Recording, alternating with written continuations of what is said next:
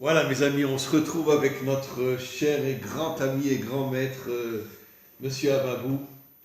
Et c'est toujours un bonheur infini de se retrouver ensemble, parce que vous êtes un homme extraordinaire. Et bon, je sais, je l'ai déjà dit, mais vous êtes un vrai rave. Pourquoi vous êtes un vrai rave? Parce que vous n'avez pas le chapeau, vous n'avez pas la chemise blanche, vous n'avez pas la cravate. Vous n'êtes pas orgueilleux. Vous êtes un homme authentique, un homme simple, un homme Anaf, comme Moshe, qui était le plus grand guerrier de toutes les générations. On nous dit que c'était Anaf Mikol Vous Adam. me comparez à Moshe. Comment? Vous me comparez à Moshe. Mais vous appelez Moshe vous aussi? D'accord. Bon, bah alors excusez-moi, alors Moshe. Hein. Quoi qu'il en soit, on essaye de ne plus être des juifs, mais d'être des hébreux. Quand on revient sur notre terre, vous savez que le mot juif, c'est un mot galoutique, un mot de l'exil. On va parler des engendrements, des toladotes d'ailleurs. Absolument. Et tandis que l'hébreu, c'est celui qui revient sur sa terre. Et l'hébreu doit être un homme humble, un homme simple. Et c'est pas facile aujourd'hui, parce qu'aujourd'hui, que ce soit dans le monde religieux, que ce soit dans le monde politique ou des finances, la grande majorité sont les orgueilleux. Les uns se prennent pour les fils de Dieu, les autres pour ceux qui ont le pouvoir, les autres ceux qui ont l'argent. Bref, on est dans une sale période, mais on réussira. D'accord? Je suis persuadé. Voilà. Ah, j'aime bien quand vous riez. Voilà, alors on va commencer. Je fais l'introduction. On est dans Parshat Toldot. Et il y a entre Yaakov et Esav, qui sont des frères jumeaux, il y a d'une certaine manière un peu la même chose qui s'est passée entre Caïn et Avel. Exactement. Comme on le sait, la Torah ne le dit pas, mais nos maîtres le disent. Avel était un sale petit orgueilleux qui se prenait pour le fils de Dieu. Je suis le représentant de Dieu, je suis un rabbin, etc. Et à chaque fois, il insultait son frère. Alors, qu'est-ce que tu as fait, mon animal, aujourd'hui? Tu as été travailler la terre, etc. Mais moi, je suis avec Dieu toute la journée. Et son frère, un jour, il a explosé, il l'a tué. Je ne dirais pas que les choses étaient aussi graves au niveau de Yaakov et Esav, mais la Torah le dit clairement. Esav était un homme d'action, alors que Yaakov était toute la journée en train d'étudier la Torah. Après, il a changé. Après, il a compris qu'il devait descendre sur terre. C'est ce que son père lui dira. Akol kol Yaakov yadaim yede Esav. Tu as la voix de la Torah, mais heureusement, tu as compris qu'il fallait agir dans ce monde. Et sa mère Rebecca, qui l'a poussé. Bien sûr, bien sûr. C'est pour ça qu'il a épousé deux femmes. Une qui représente le monde d'en haut, l'autre qui représente le monde d'en bas. Et donc, il y avait une séparation entre Esav et Yaakov. Yaakov ne supportait pas Esav, un peu comme Avel ne supportait pas Caïn, et Esav ne supportait pas son frère, bien évidemment, parce que Esav était d'une certaine manière un homme d'action. N'oublions pas que quand il était très jeune, il a tué Nimrod.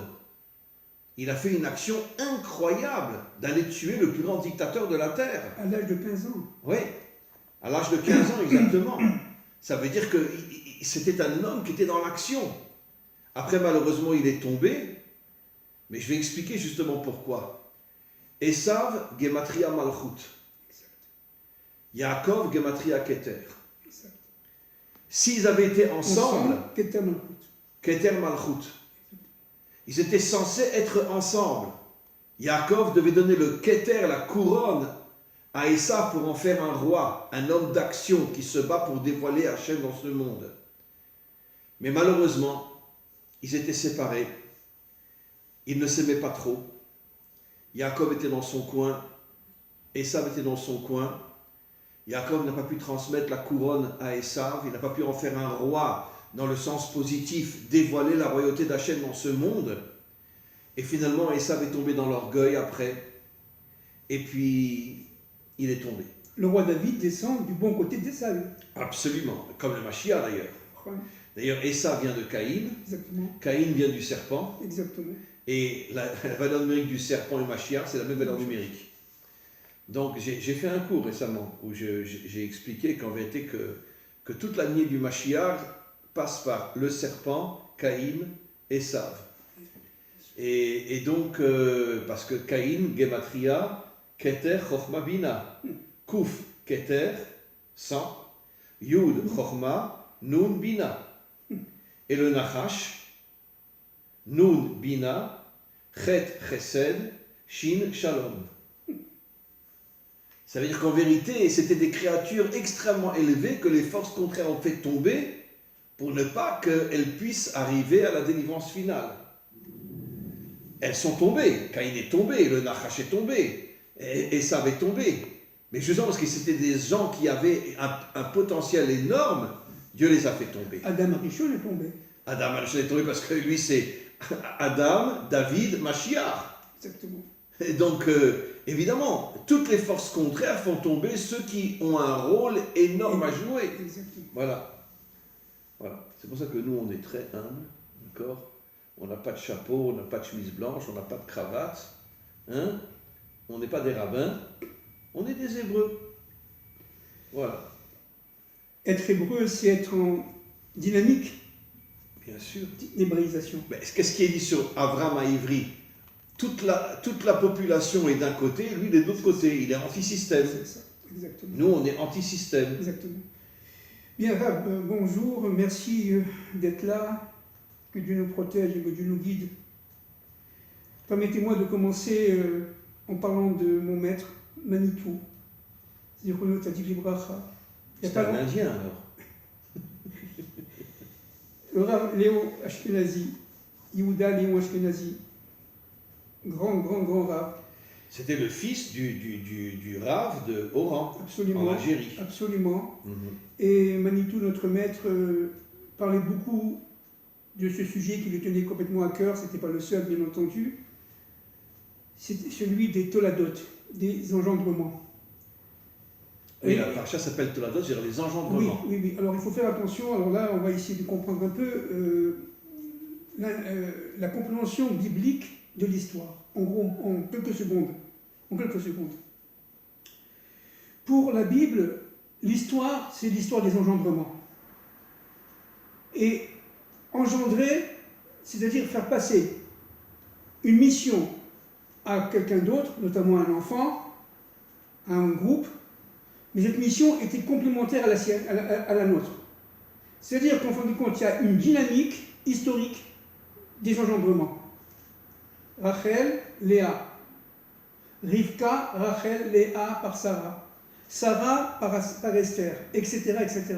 C'est-à-dire qu'en fin de compte, les fonctions de chacun d'entre nous, hébreux, se répercutent dans une méta-histoire, dans une Torah cachée, dans une histoire cachée, qui est sous-jacente et qui porte l'ensemble de l'événement, l'histoire événementielle. Pour la Torah, pour la Bible, il faut faire très attention. L'histoire n'est pas seulement événementielle. L'événementiel joue un rôle très important, mais c'est l'extériorité de l'histoire. La méta-histoire est en intériorité. Tout le travail, c'est de comprendre qu'à travers l'extériorité de l'histoire... Et la vraie Torah, c'est l'intériorité de la Torah, comme le dit le Zohar. C'est ça. Le jour viendra où les hommes comprendront que la vraie Torah, c'est son intériorité cachée. C'est ça. Alors, Amen. Donc, ce qu'il faut comprendre là, c'est très important, c'est que pour la Torah, pour la Bible, pour la Torah de la délivrance, chaque élément historique, chaque événement historique a son sens caché dans l'engendrement, dans la méta-histoire. Oui. Et Manitou nous disait qu'en fin de compte, le mot Toladot existe, est écrit 13 fois dans la Torah, toute la Torah y compris toute la Bible, hein, les 5 livres de la Torah, plus juste le Tanakh. Et 5 fois. La première fois, c'était au moment de la création à Bereshit du ciel et de la terre. Et la dernière fois, et vous le savez bien entendu vous, c'est lié directement à Ruth et à Boaz. Bien sûr.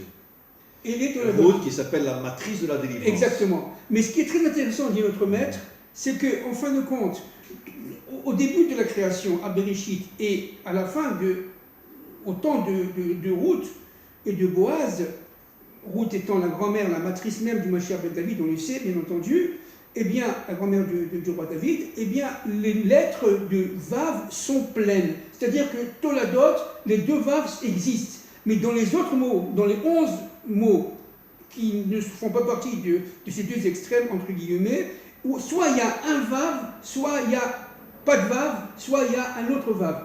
Vous comprenez? C'est-à-dire qu'en fin de compte, la Torah porte ce mot plein de toladot que dans deux événements.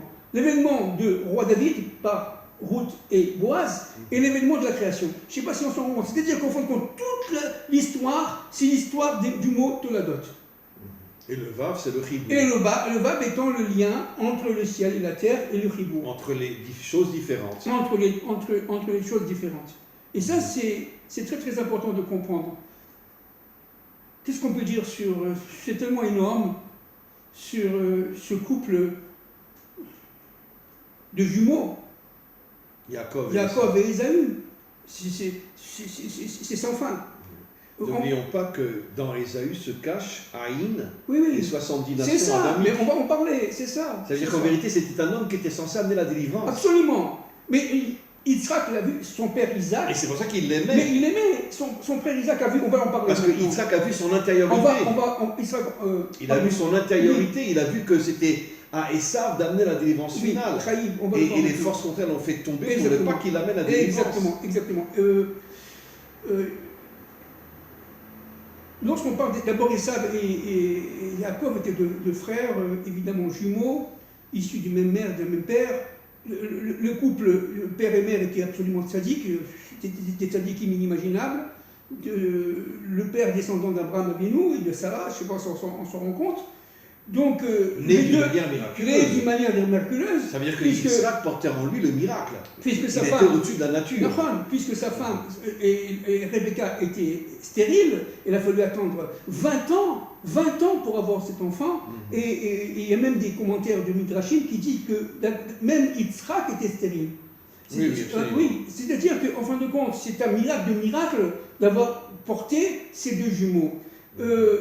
Mais très vite, c'est écrit dans le littéral, dans le pshat, comme on dit en hébreu, dans la Torah, dans cette paracha, Toladot, c'est que très vite, Rivka a peur, Rebecca a peur, parce que les deux enfants sont entrechoqués dans son ventre. Qu'est-ce que ça veut dire? Ça veut dire qu'elle croyait, qu'est-ce qu'elle croyait, Rivka? Nos maîtres disent que Rivka croyait qu'elle portait en elle un homme qui avait la capacité, seul, de rejoindre le ciel et la terre, c'est-à-dire d'être à la fois matériel dans son extériorité, exactement, et spirituel dans son intériorité. Et elle pensait tout simplement, et quand Dieu dit non, c'est pas ça, c'est deux peuples qui vont s'entrechoquer, deux nations qui vont s'entrechoquer, elle a eu très peur.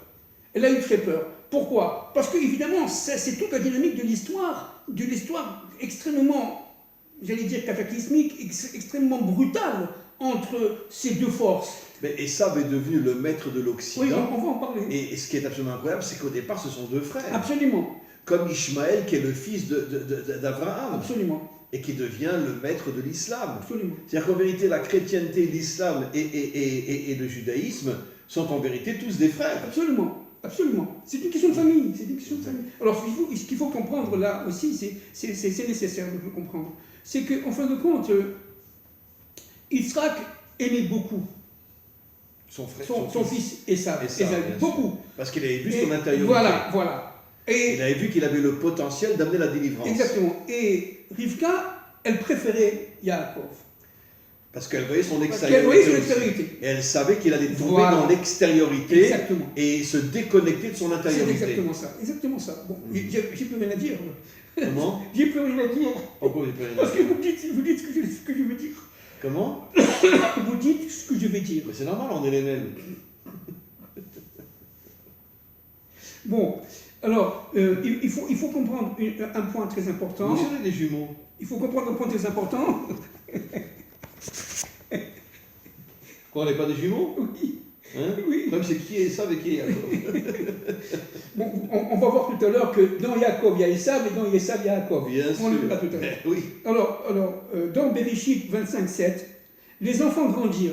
D'accord, je cite la Torah. Ésaü devient un homme, Ish, connaissant la chasse, un homme, 2 fois homme. Regardez, Ish, un homme des champs. Et Jacob, une seule fois homme, Ish, intègre, demeurant dans les tentes. Bereshit 25-27. Ça, c'est très très important. Parce que... C'est extraordinaire. C'est extraordinaire parce qu'en vérité, ça prouve que Esav, 2 fois Ish, c'est lui qui devait amener la délivrance. Exactement. Il portait en Et lui pas Yaakov. l'intériorité et l'extériorité. Mais malheureusement, l'intériorité était du niveau de Yaakov et l'extériorité du niveau d'Esav. Si c'était S'ils étaient lié. liés. Mais ils ne sont pas liés. Ils ne sont pas liés. Donc Esav a perdu son extériorité. Absolument. A perdu son intériorité. Son intériorité, c'est ça. Alors, les Rachamim disent que Ésaü fait partie des très grands, en fait. Il était très grand, il avait une neshama extrêmement profonde, extrêmement élevée complètement. D'abord, jusqu'à l'âge de 13 ans, il ressemblait à son frère. Et c'est pour ça que les forces contraires l'ont fait tomber. Oui, c'est pour ça qu'on dit. Quand la Gadol Mechavero, Voilà, il se Gadol Mino, plus un homme est grand, et plus les forces du mal veulent le faire tomber. C'est pour ça qu'on dit que les enfants grandissent, ils ont grandi ensemble. Jusqu'à l'âge de 13 ans, ils étaient complètement liés. Et les deux étaient liés, à tel point que Ésaü était aussi grand que Abraham, disent nos maîtres, et que Yitzhak. D'ailleurs, Esav est toujours avec son grand-père Abraham. Absolument.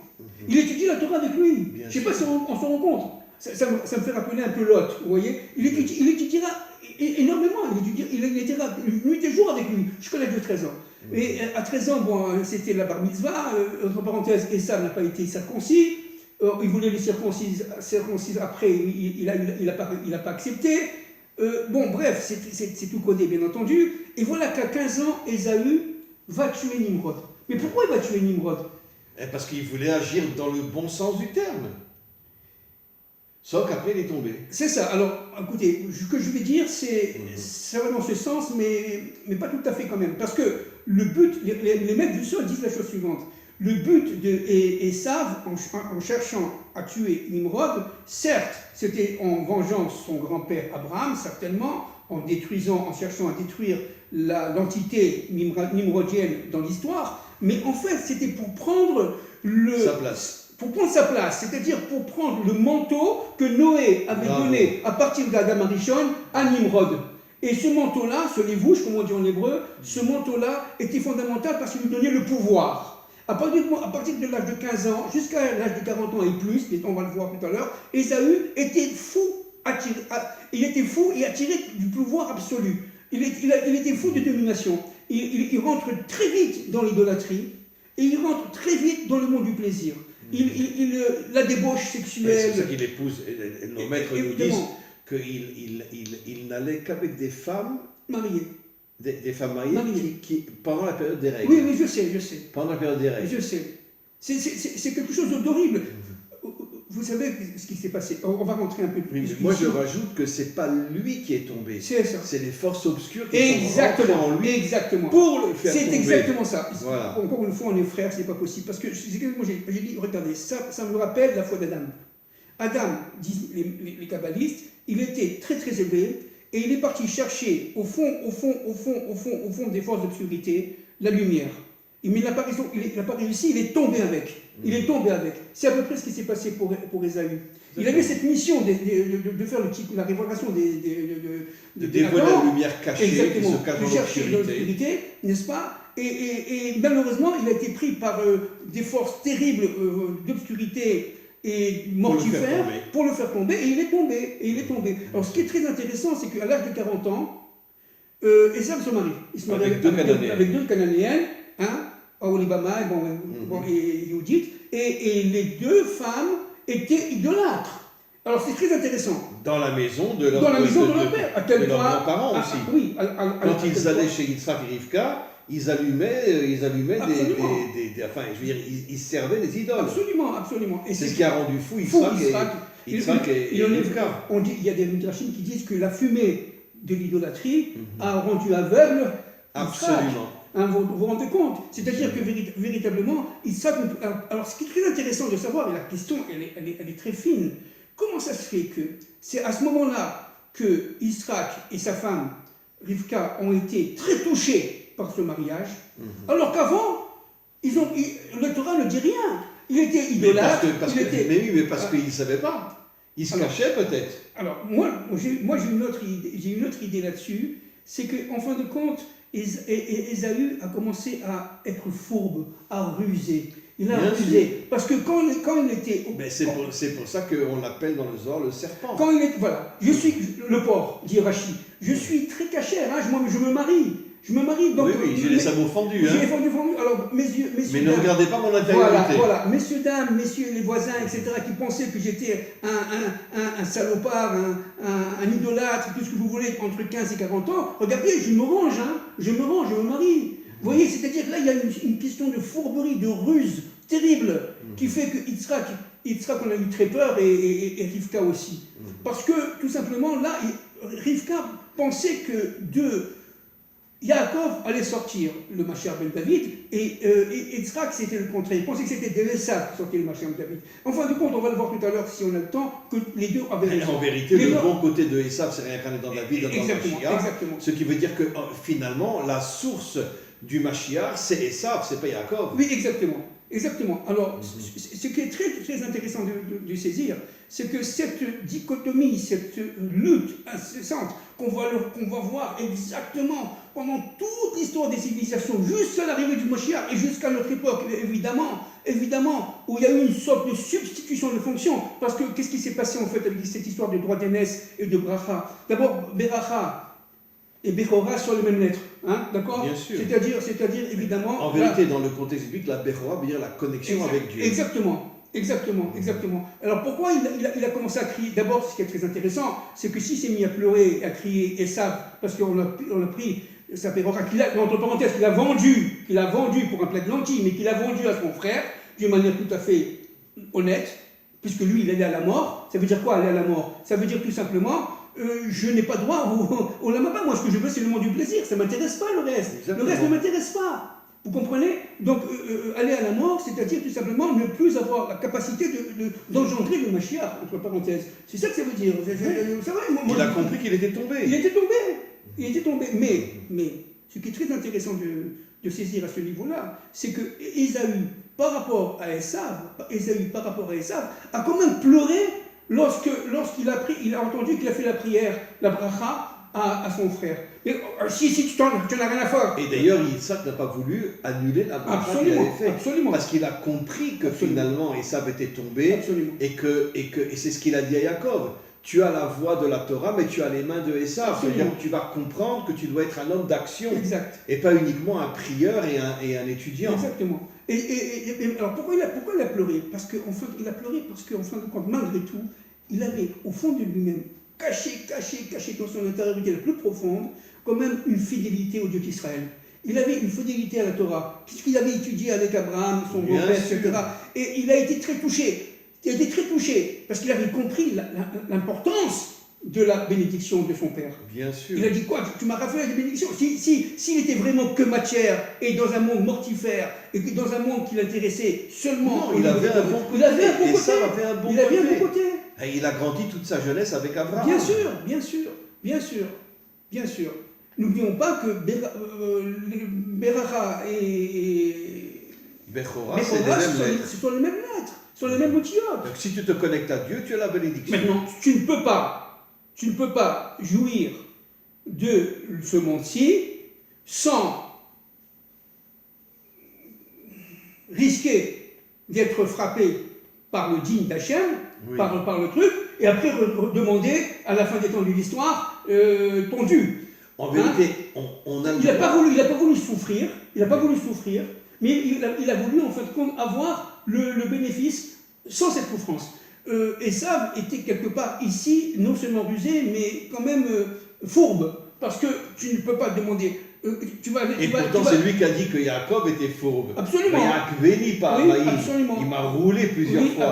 Absolument. Alors le vrai fourbe, c'était Esaü. Parce que, écoutez, est-ce que tu accepteras la Shoah? Est-ce que tu accepteras tout ce qui s'est passé de souffrance, d'horrible, à toutes les époques? Non, Esav. Moi, je veux quitter. Je veux à la fois kiffer ma vie, être un homme d'affaires, rigoler, avoir les filles que je veux, etc. Et après, avoir aussi, pourquoi pas, par le christianisme, avoir le Mashiach ben David. Mais ça veut dire qu'il peut tout avoir. C'est Esav qui a créé le christianisme. Et bien sûr.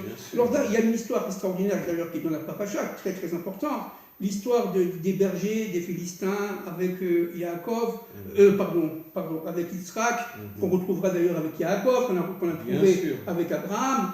Et c'est très intéressant l'histoire du puits. Bon, vous savez que le puits, le bor en hébreu, il y a le mot bor avec vav et le bor sans vav. Humber, Sheva, etc. Bon, tout ça c'est connu.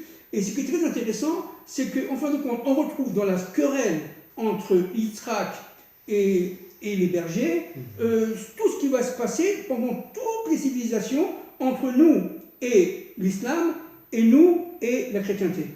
Et c'est très clair.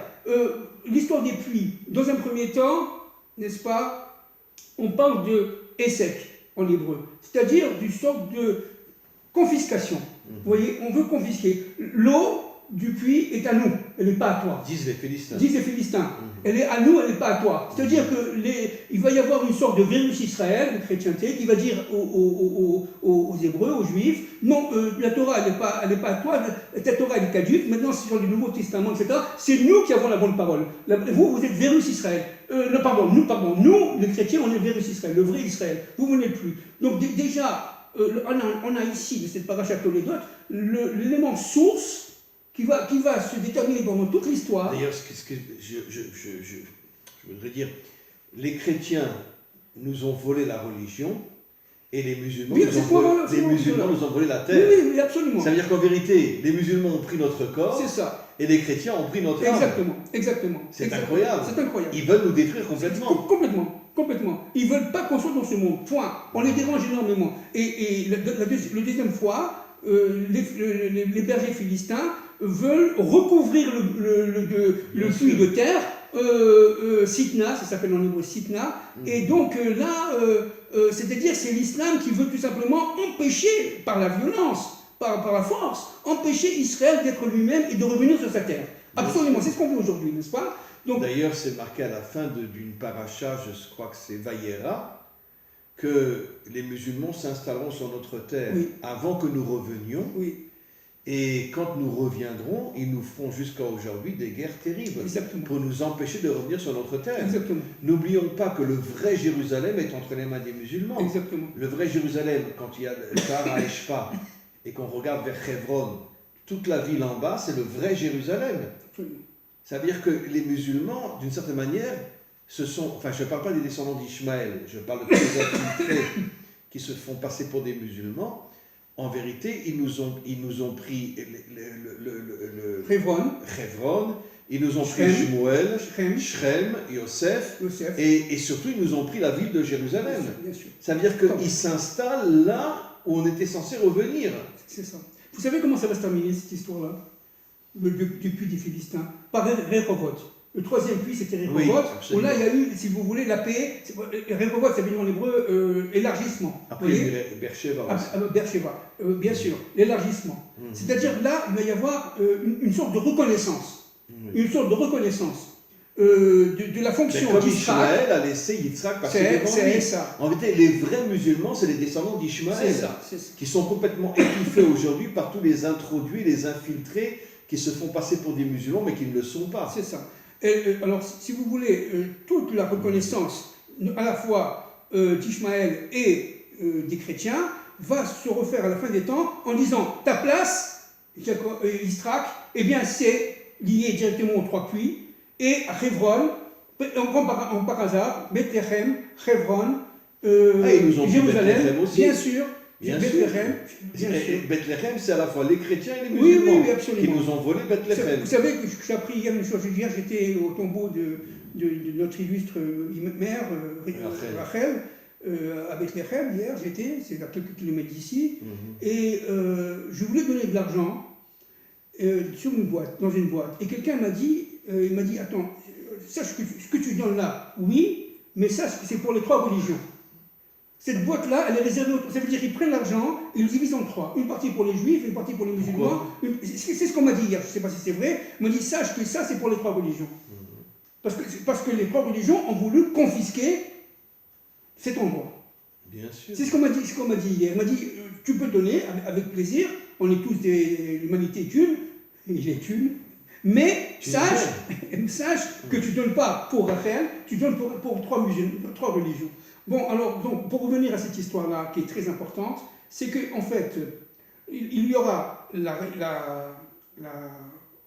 messianisation du monde, la délivrance, que lorsque le problème de ce lieu où se trouve la mosquée sera Mais c'est là que sera le troisième voilà, sera résolu. Mais il ne va pas être résolu, d'après les maîtres du sort, des secrets, par les hommes. Il sera résolu par Bien Dieu. sûr, un feu du ciel va tomber. Bien sûr. Et à ce moment-là, ça va être effroyable. Il va tout simplement faire détruire cet endroit. Et là, les musulmans et le monde entier sera atterré. C'est pas Israël qui a fait ça. C'est pas possible. C'est un feu qui vient d'ailleurs. On ne sait pas. Et c'était comme ça que c'est écrit dans les Zohar. Comme la destruction de Sodome. Exactement. Bien sûr. C'est exactement comme ça que ça va se passer. Par surprise, d'un moment à l'autre. Au moment de la guerre de Gog et Magog d'ailleurs. Ça sera au moment de la guerre de Gog et Magog. Donc, ça veut dire que très bientôt, et à partir de ce moment-là, il va y avoir la reconnaissance, Rehovot, tu vois, vous voyez, par les nations, de la présence hébraïque dans les terres d'Israël.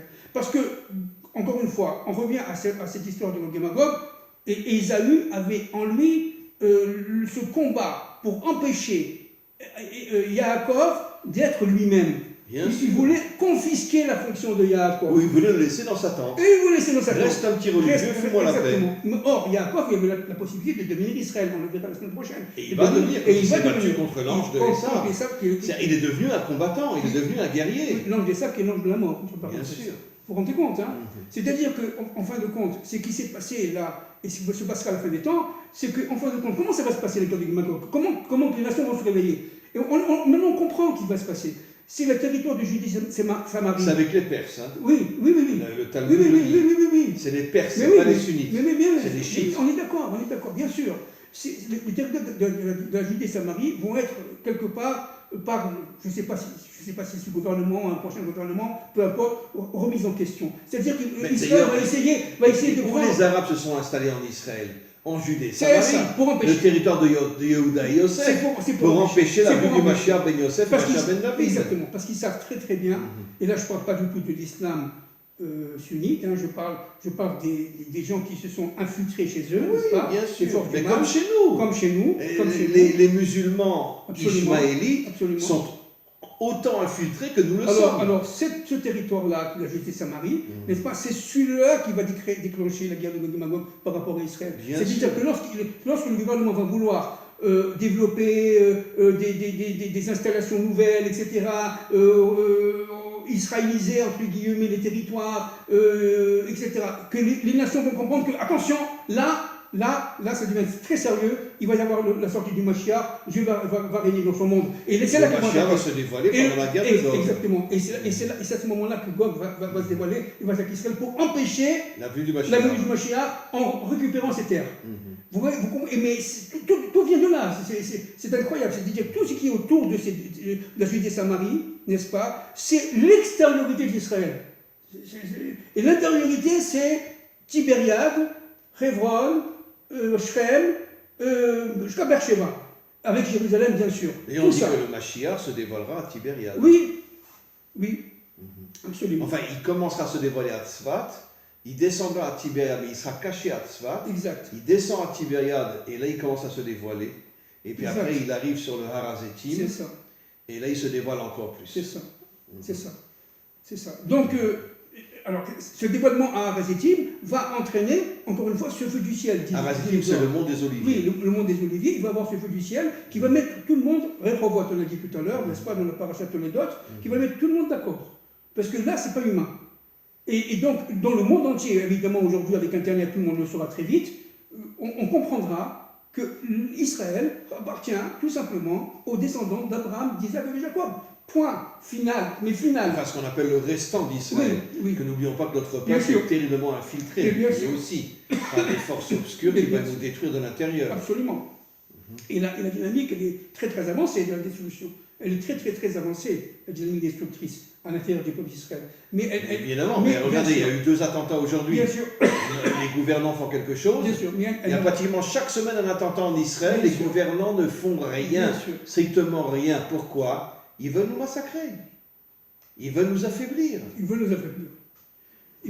Alors donc, toute la problématique d'Ésaü et de Jacob qui va se refléter dans toute l'histoire d'Israël, avec toutes les souffrances d'Israël pendant tous les millénaires, depuis l'Empire romain. N'oublions pas que l'Empire romain descend d'Ésaü. Bon, ça a commencé encore avant. Ouais, bien sûr. Oui, l'Empire romain descend d'Ésaü. Bien sûr, mais parce l'Empire romain. qu'une partie de Édom, de Esav, s'est enfuie quand il y a eu la guerre avec David, Exact. et ont traversé la mer et se sont installés à Rome. Exactement. Et c'est eux qui ont créé l'Empire romain. Exactement. Exactement. Et donc, de l'Empire romain qui descend d'Ésaü, donc de Édom, Ésaü et Édom, c'est le côté Édom qui, à la fin des temps de l'histoire, ne fera pas de tchouva, c'est-à-dire l'idéologie d'Ésav ne fera pas de tchouva, ne reviendra pas à Dieu, elle sera jugée sur le monde d'Édom, Oui, n'est-ce pas? C'est ça, sur le mont Sion, ils seront jugés. Et juger, ça ne veut pas dire forcément condamner, hein, mais elle sera jugée. Il y aura un jugement. Il y aura un jugement. Sur l'idéologie et sa vie. C'est ça. Par contre, au niveau individuel, chaque individu qui est des sables peut tout simplement faire tchouva et être réparé. Évidemment. Et réparer sa faute. Hein, attention, il ne faut pas mélanger l'idéologie d'Ésaü, qui est infect, qui est mortifère, qui est cataclysmique, qui mène à la mort. Ésaü lui-même le disait. Lui-même l'a dit, je vais mourir. C'est ça, je vais mourir. Je m'en fous de mourir. Je m'en fous de mourir. Le principal, c'est de profiter de ce Voilà, moment. exactement. Et empêcher, entre parenthèses, la sortie du Mashiach de David. Et ça, c'est très important.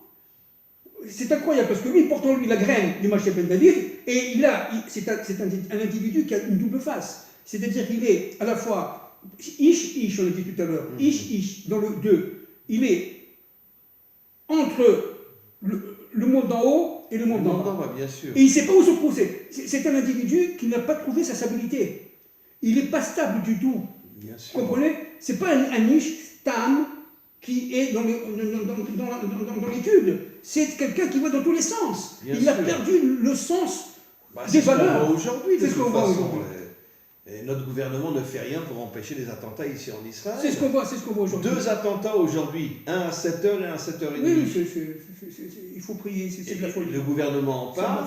Non, ils s'en foutent royalement. C'est de la folie.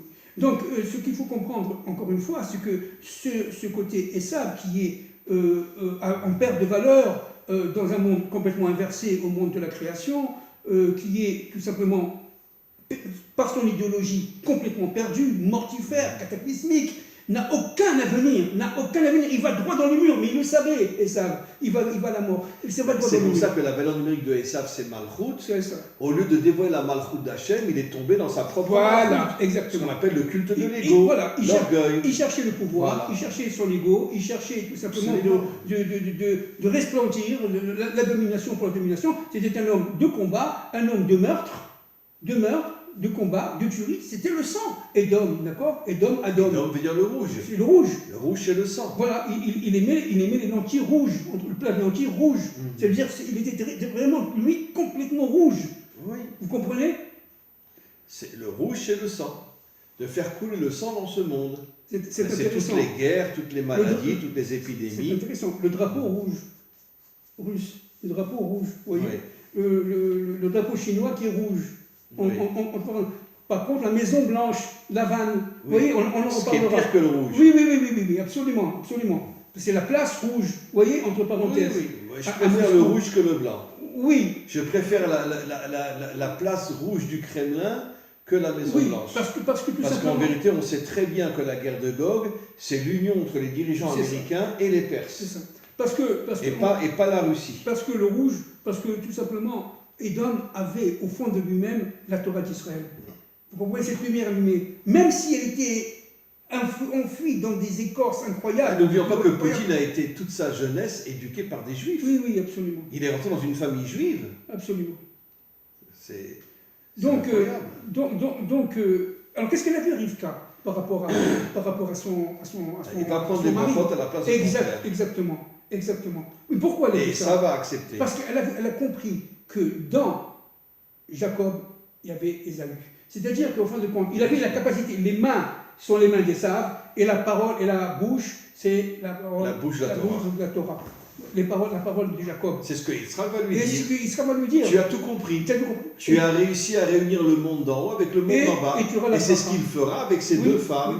Léa, le monde d'en haut, Rachel, le monde d'en bas. Et c'est ce qu'on vit aujourd'hui à la fin des temps de l'histoire, où Israël, qui est un peuple descendant d'Abraham, d'Isaac et de Jacob, a été, en devenant hébreu sur sa terre, a dû intégrer la révolution industrielle, le progrès technologique, le progrès social, le progrès médical, tous les progrès possibles, imaginaires, qui étaient du monde de Ésaü. Regardez comme Rivka avait raison, regardez ce qu'on voit aujourd'hui, qu'ils est devenu une puissance économique, une puissance technologique. Et c'est pour ça qu'ils veulent nous détruire. Voilà, une puissance Ils ont peur militaire. qu'on devienne la première puissance du monde. C'est ça, une puissance militaire, une puissance financière, une puissance monétaire. Moi, c'était un truc de fou. On n'a que 73 ans. Je ne sais pas si on s'en rend compte. Et ça, c'est ça qu'elle avait vu.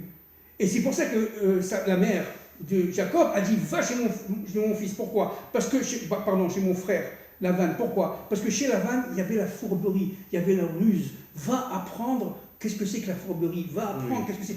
Descends. Arrête d'être un religieux voilà. qui toute la journée étudie la Torah. Descends, et essaie de comprendre ce monde. Parce que dans ce monde, Voilà. parce qu'en faisant, on en parlera si Dieu veut la semaine prochaine, en faisant cette expérience chez Lavan, eh bien, tout simplement, ça permettra à Israël, à la fin des temps de l'histoire, à notre époque, depuis 50 ans, d'intégrer très vite les premières, les deuxièmes, les troisièmes révolutions industrielles, qui est carrément le monde des AU, qui est le monde de l'Occident.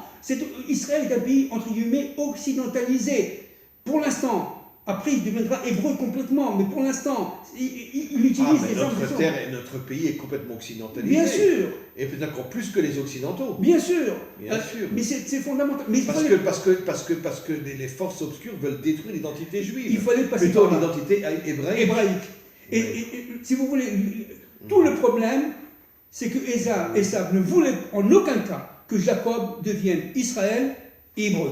Il ne voulait en aucun cas ça. Reste Jacob, Vakachar, étudie la Torah, etc. Laisse-moi mon monde pour moi. Le monde de César à César et le monde de Dieu à Dieu. Exactement. Reste à la synagogue et fous-nous la paix. séparation entre l'Église et l'État. Séparer tout ça. Aujourd'hui, la séparation entre la synagogue et l'État. Oui, séparer tout ça de manière à ce qu'on puisse être nous-mêmes les propres acteurs et les propres rois. Non, mais qu'est-ce que de veut notre dire la monde. séparation entre l'Église et l'État? C'est pas la séparation dans le sens on n'est pas intéressé par l'Église ou par la synagogue. Non. Ça veut dire que allez à l'église, allez à la synagogue et foutez-nous la paix. C'est ça, c'est Voilà. ça.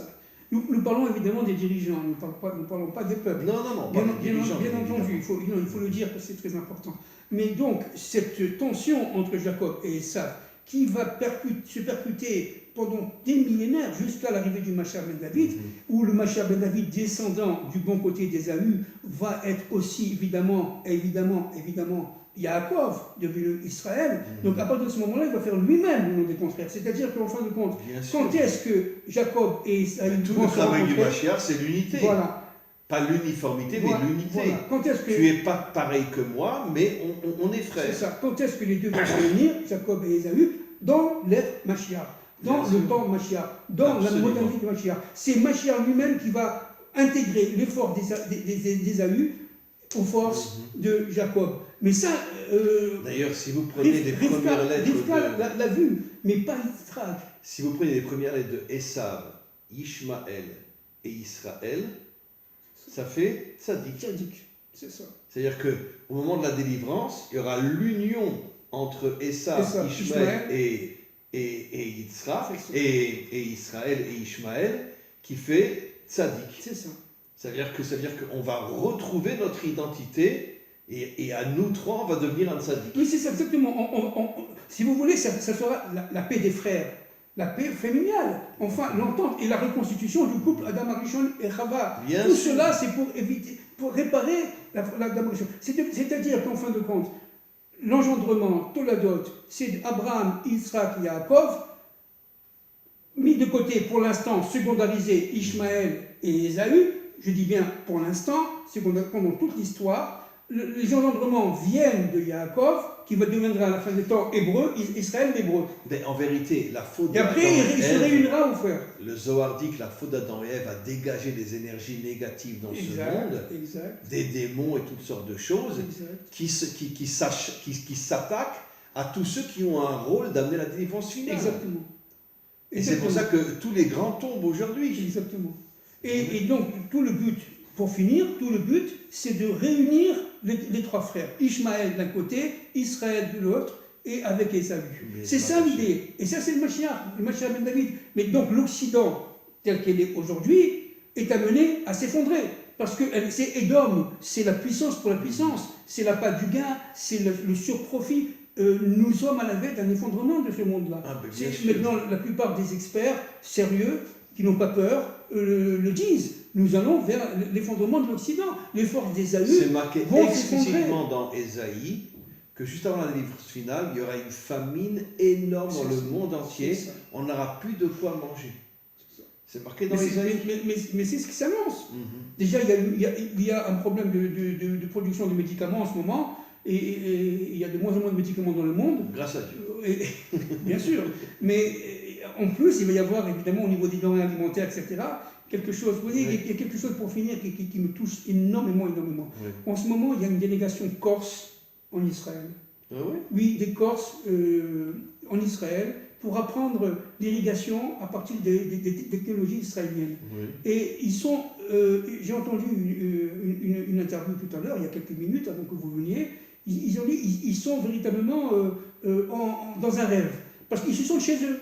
Les Corses disent, mais attends, mais ici, on se sent chez nous. Je vous signale que quand il y a eu l'Inquisition, énormément de Juifs ont fui en Corse et bon, se sont assimilés, mais la Corse a une identité juive Oui. très cachée. Hein. Oui, absolument. Absolument. D'ailleurs, le territoire corse n'a pas fait souffrir les Juifs pendant les nazis, hein, du tout. Non, pas du tout, Du ils les a tout, protégés. Ils ont été protégés. Ils les a protégés. Les Corses. Donc, c'est pour ça que j'en parle, je me permets d'en parler, parce que cette délégation, pour moi, elle me touche au plus profond de moi-même.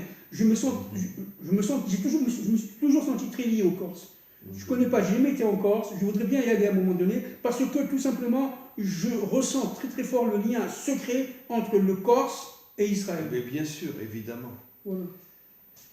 Merci beaucoup. C'était vraiment, encore une fois, un échange, une intervention extraordinaire. Et voilà, on se retrouve la semaine prochaine. Bah, Merci beaucoup.